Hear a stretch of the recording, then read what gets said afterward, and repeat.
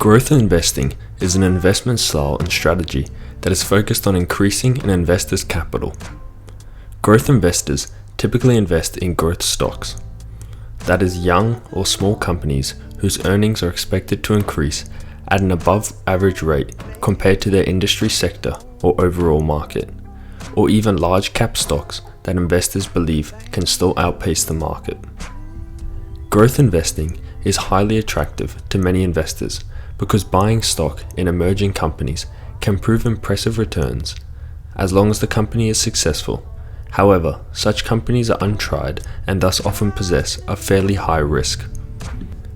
First, we must understand what growth investing is. Growth investors typically look for investments in rapidly expanding industries or even entire markets where new technologies and services are being developed. Growth investors look for profit through capital appreciation, that is, the gains they'll achieve when they sell their stock, as opposed to dividends when they receive while they own it. In fact, most growth stock companies reinvest their earnings back into the business rather than paying a dividend to their shareholders. These companies tend to be small and young companies with excellent potential. They may also be companies that have just started trading publicly. The idea is that the company will prosper and expand, and this growth in earnings or revenue will eventually translate into higher stock prices in the future.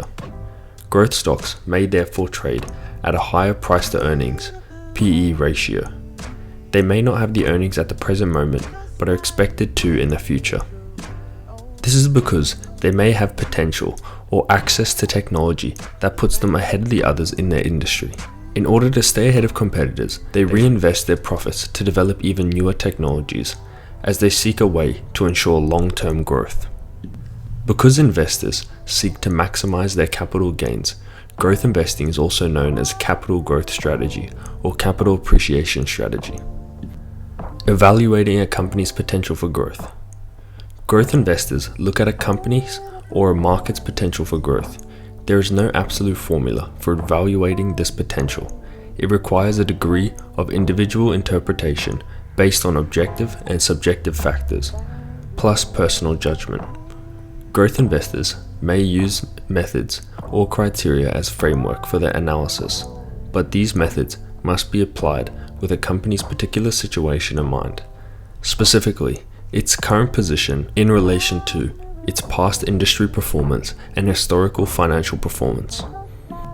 In general though, growth investors look at 5 key factors when selecting companies that may provide capital appreciation.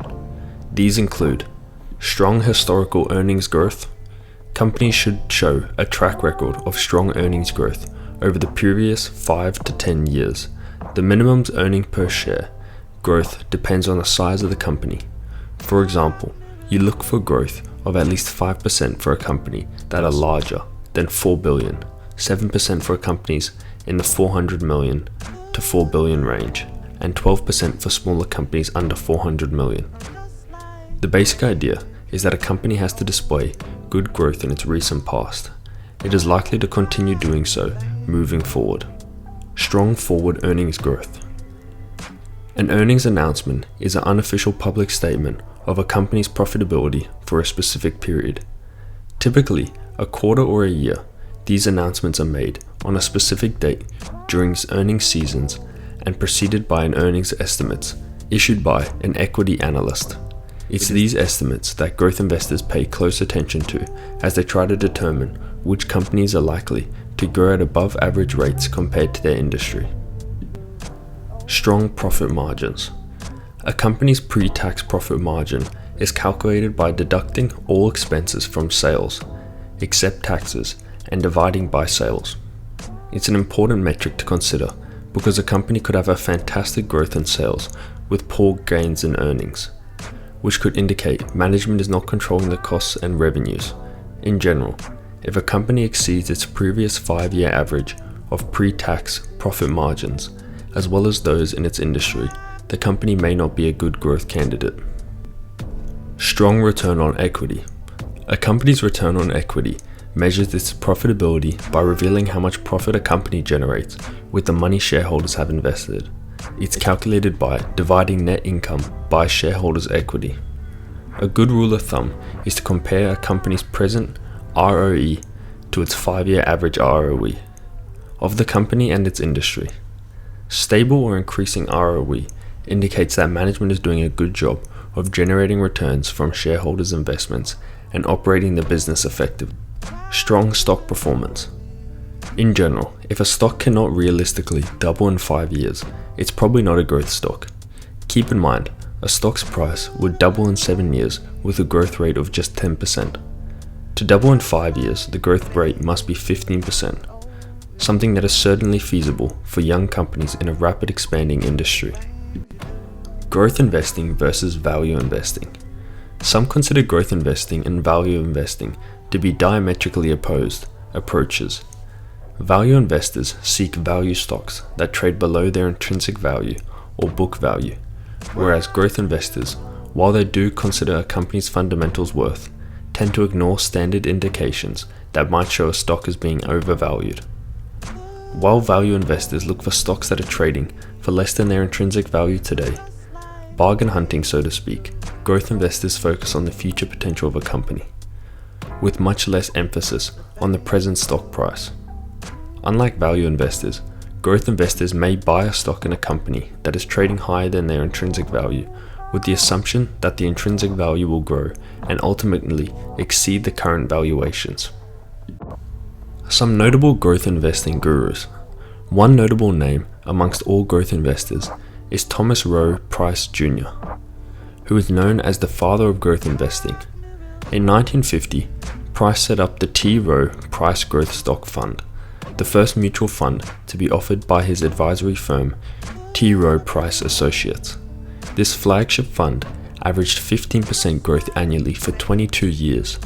Today, T. Rowe Price Group is one of the largest financial service firms in the world. Phillip Fisher, also a notable name in the growth investing field. He outlined his growth investing style in his 1958 book, Common Stocks and Uncommon Profits, the first of many he authored, emphasizing the importance of research, especially through networking. It remains one of the most popular growth investing primers today. Peter Lynch, manager of Fidelity's Investments' legendary Magellan Fund, pioneered a hybrid model of growth and value investing, which is now commonly referred as growth at a reasonable price, GARP strategy. A great example of a growth stock is Amazon. Amazon has long been considered a growth stock. In 2022, it remains one of the largest companies in the world and has been so for some time. Amazon stock has historically traded at a high price to earnings ratio. Between 2019 and early 2020, the stock's PE had remained upwards of 70, moderating to around 60 in 2021. Despite the company's size, earnings per share growth estimates for the next 5 years still hover near 30% per year. When a company is expected to grow, investors will remain willing to invest even at a higher PE ratio.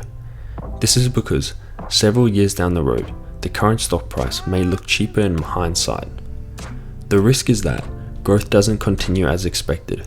Investors have paid a higher price expecting one thing and not getting it. In such cases, a growth stock's price can dramatically fall. Overall, growth investing is an investment strategy and style that is focused on increasing an investor's capital.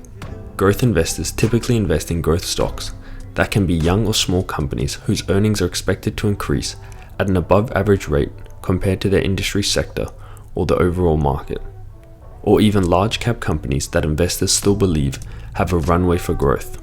Stay tuned for more investment strategy videos on understanding value investing, passive and active investing, and many more. Leave your thoughts on growth investing and growth stocks in the comments, and subscribe to Business Ventures for more business and financial related content.